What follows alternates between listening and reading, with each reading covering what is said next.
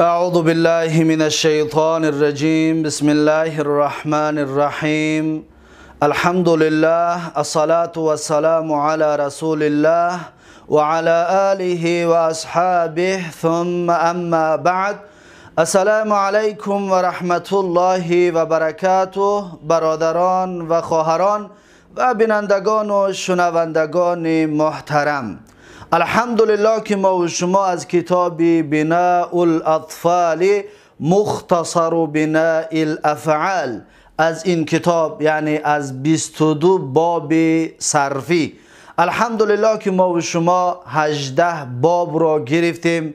می توانیم بگوییم 18 درس از این کتاب ما و شما گرفتیم و حالا باشد درس 19 را به سمع شما خواهیم رسانید.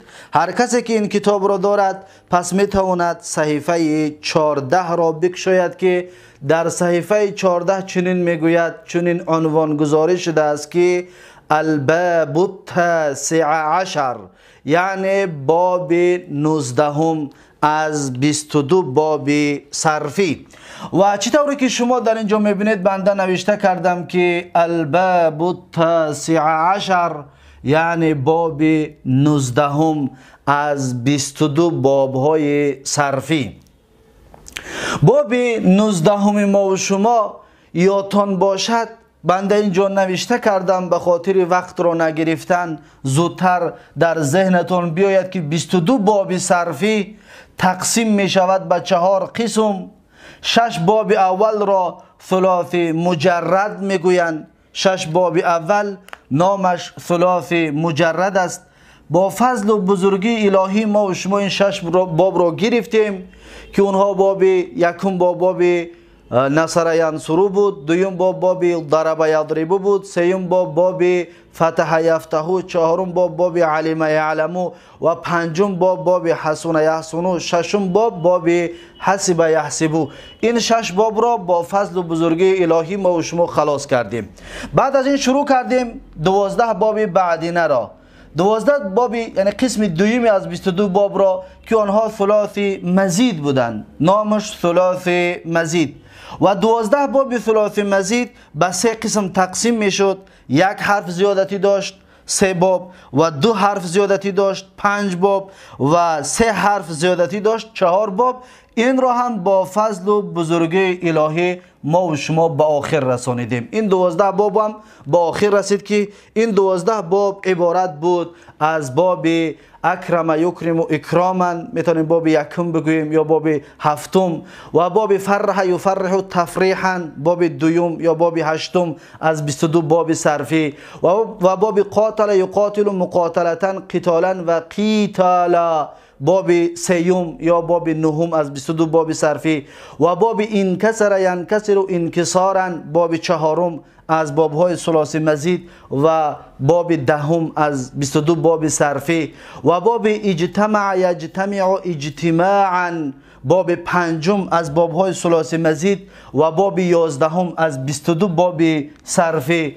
و بعد از این احمر یحمر احمرارا باب ششم از 12 باب صرفی، و باب 12 از 22 باب صرفی، و باب تکلم یتکلم تکلما باب هفتم از 12 باب ثلاثی مزید، و باب 13 از 22 باب صرفی، و باب تباعد یتباعد تباعدا باب هشتم از 12 باب ثلاثی مزید، و باب 14 از 22 باب صرفی، و باب استخرج یستخرج استخراجا باب 9 از 12 باب ثلاثی مزید، و باب 15 از 22 باب صرفی، و باب اعشوشب یعشوشب اعشیشبا باب 10 از 12 باب ثلاثی مزید، و باب 16 از 22 باب صرفی،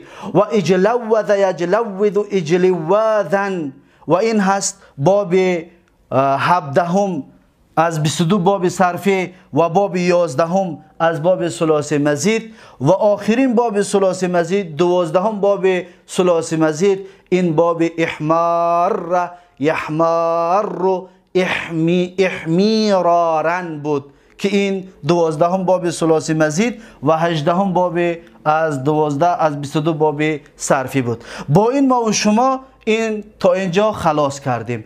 پس درس امروزه ما و شما این یک باب، این قسم سیوم که یک باب است، نامش رباع مجرد است، با همین درس رباع مجرد به پایان میرسد. پس این را امروز خواهیم گرفت که این نامش باب رباع مجرد، درس امروزه ما و شما. پس دقت بدید، باب رباع مجرد باب این باب می باشد، یعنی باب 19 از 22 باب صرفی که نامش باب رباع مجرد است، قسمی سیوم از 4 تقسیمی که 22 باب رو ما و شما تقسیم کرده بودیم.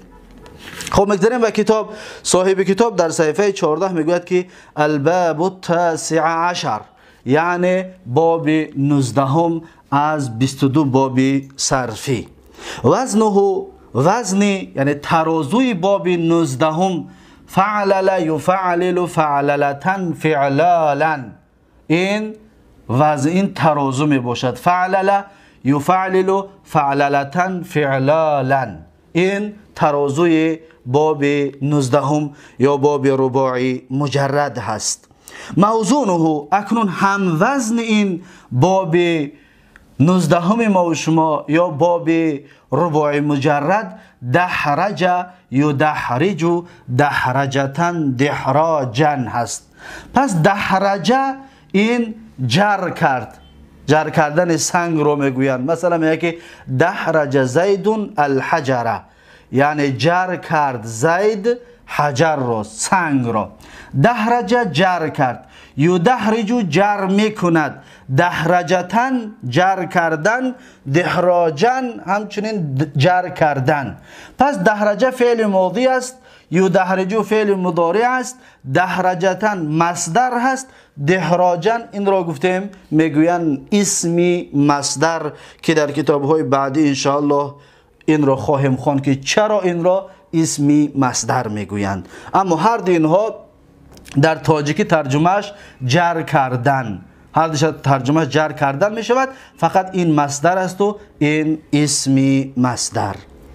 خب بعد از این صاحب کتاب برای ما و شما اکنون که ترازو را معین کرد، موزون را معین کرد، برای ما و شما صاحب کتاب علامتی باب 19 را یا باب رباع مجرد را علامتش میگوید، نشانهش میگوید که ما از کجا بشناسیم که کلمه فعل دحرجه از باب 19 یا از باب رباع مجرد است، از کجا بشناسیم.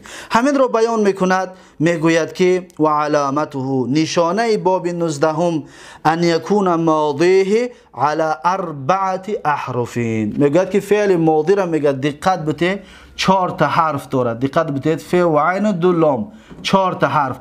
4 حرفش حرفای اصلی است. برای این خاطر میگیم که رباع مجرد، مجرد یعنی خالی از حرف زیادتی است. در اینجا حرف زیادتی نیست، 4 تا حرفش حرف اصلی هستند.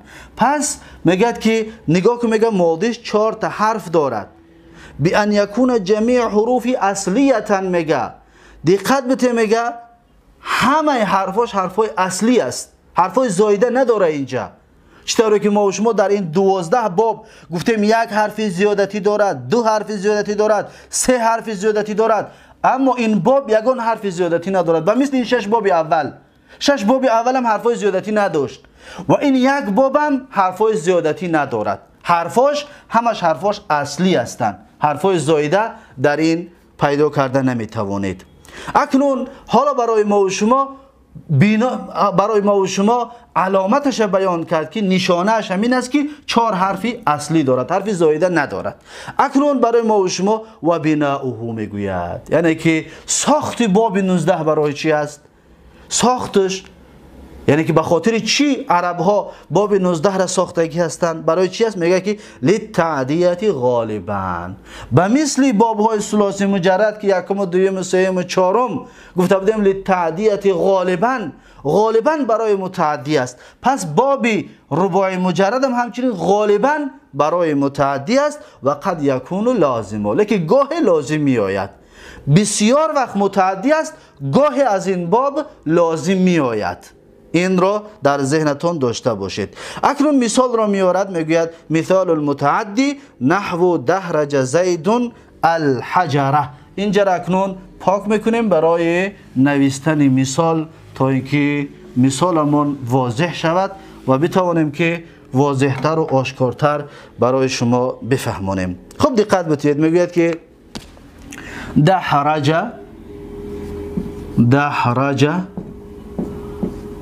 زیدون الحجره. ببینید دحرج زیدون الحجره. دحرج زیدون الحجره یعنی چی؟ یعنی که جر کرد. دحرج جر کرد زید چی را جر کرد؟ الحجره. حجر یعنی سنگ را زید جر کرد. پس دحرج فعل چی است؟ فعل متعدی. چرا؟ زیرا که مفعول به گرفت. دحرج فعل، زیدون فاعل، حجره مفعول به. دحرج مفعول به که گرفت، پس این فعل چی بوده است؟ متعدی بوده است. چطور گفتیم این باب غالبا متعدی می آید. یکم مثلا این مثال متعدی. و مثال لازمی اکنون میگه مثال فعل لازم به مثل دربخ. دقت بتید، میگوید که به مثل دربخ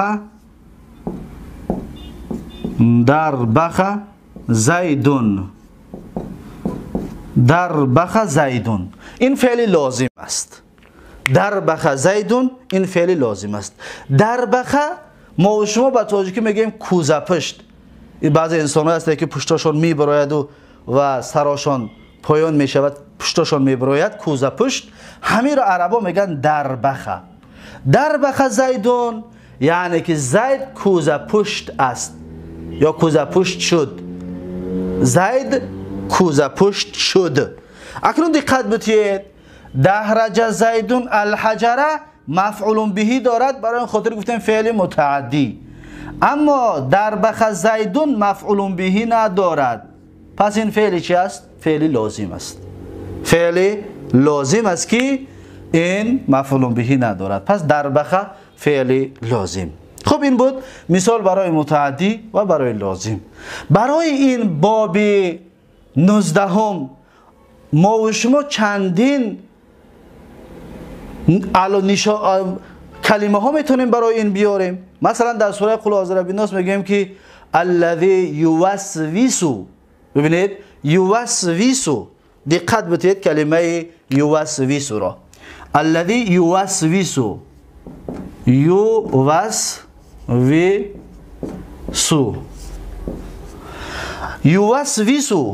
یوسوسو یدحرجو یفعللو. فعل مضارعی باب چنده؟ باب 19 است. پس فعل ماضیش می شود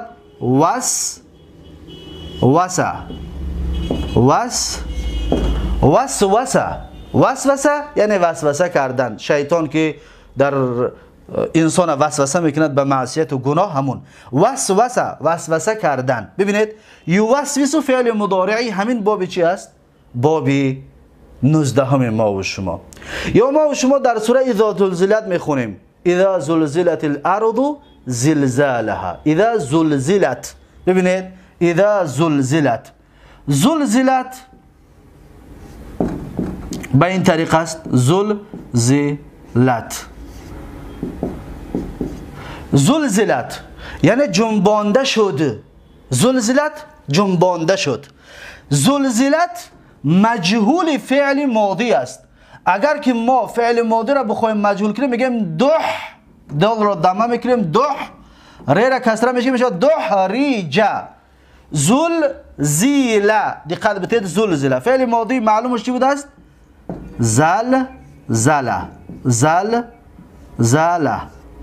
زلزله جنبانید وی.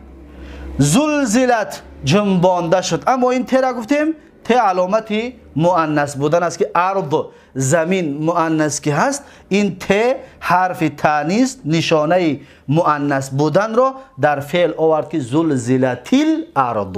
زلزلت این تش گفتیم برای چی است؟ برای مؤنث بودن کلمه ارض، زمین مؤنث است. خب دقت بتید کنون، زلزله اصلش بگیم فعل ماضی معلومش زلزله یعنی جنبانید وی. یوسوس فی صدور الناس در سوره قل اعوذ برب الناس میگیم وسوسه فعل ماضی چی است؟ معلوم است. یوسوس فعل مضارع معلوم است. یوسوس فعل ماضی چی میشه است؟ وسوسه. پس این هست درس امروزه ما و شما باب 19. پس بیایید ما و شما در این کتاب که اعراب این کلمه ها رو بیان کردگی هستم، مثلا دحرج فعل ماضی مبنی علی الفتح لا محل له من الاعراب، زید فاعل مرفوع و علامت رفع الضمه الظاهره، الحجر مفعول به منصوب و علامت نصب الفتحه الظاهره. پس این اعراب تحلیل کلمه اول. کلمه دربخ زیدون همین است که دربخ فعل ماضی مبنی علی الفتح لا محل له من الاعراب، زیدون فاعل مرفوع علامت رفع الضمه الظاهره که این فعل لازم که است مفعول به ندارد. پس این هست اعراب و تحلیل این دو جمله که در این باب 19 جاش کردیم. اکنون با همین باب 19 به پایان رسید. باب 19 بود شد. پس بیایید یک جا از باب 19 چی طور اشتقاق های 12 گانه را میگیرند، این را بیا یک جا میگیریم، میبینیم که اشتقاق های 12 گانه چطور گرفته میشه. و دقت بتید فعل ماضی باب 19 باب ثلاثی مجرد رباعی مجرد چی است؟ دحرجه. پس می نویسیم دحرجه. پس دحرجه 14 صیغه معلوم دارد. دحرجه دحرجه دحرجه دحرجه دحرجه دحرجنا دحرجت دحرجتم دحرجتم دحرجت دحرجتم دحرجتون دحرجت دحرجنو 14 صیغه با مجهولش کنید. دحرجه رنگ گفتیم زلزله. زلزله مجهول است، زلزله معلوم، زلزله مجهول. پس دحرجه را مجهول که میشه دحرجه. دحرجه تا آخر 14 صیغه شما خودتون بگویید و نوشته کنید. بعد از این یگان تغییرات در اینجا نیست، از این حساب تکرار که نوشتهش نمیکنم. خب بعد از این فعل مضارع را میگیریم. یدحرجو. ببینید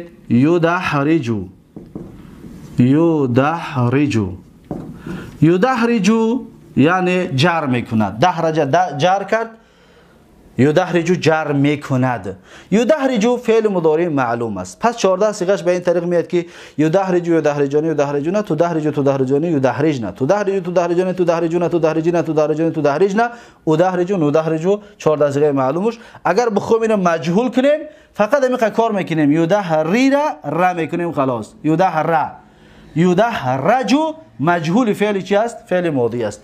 یدحرجو یدحرجان یدحرجون تدحرج تدحرج یدحرجن تا آخرش یگان تغییرات نیست. شما خودتون بگویید 14 صیغه اش را. پس اسم فاعلش چیکار میکنیم؟ اسم فاعلش چی میآید؟ مدحرجون. مدحرجون یک آدمی جر کننده. مدحرجون یک کسی جر کننده.